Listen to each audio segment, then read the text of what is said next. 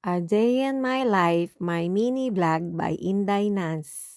Hello mga ka-Inday Nance! Kamusta kayo lahat dyan? Hulaan nyo kung anong gagawin ni Inday Nance for today. O, tingnan nyo mga kaday kung ano ang ginagawa ni Inday Nance.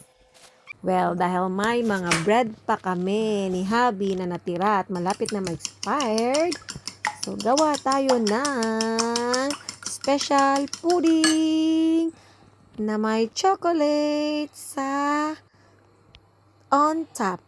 Sa on top. Asan ka niyan? Bisaya, English. At lalagyan. Ayan na. So, mga kainday na, tignan nyo na lang kung ano mga ingredients ang mga nilalagay ko dyan. Basta, mekos-mekos yan. Mga ka-Inday-Nans. So, ayan na mga ka-Inday-Nans at nilagyan ko pa ulit yan sa taas na condensed milk para mas matamis siya at malasa. At hindi lang yan, chocolate syrup. Siyempre, hindi nawawala yan kasi nga mahilig si Inday-Nans sa mga matatamis.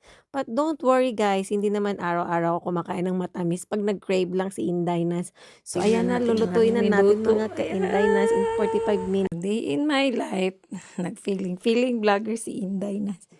May pudding, chocolate. Let's try.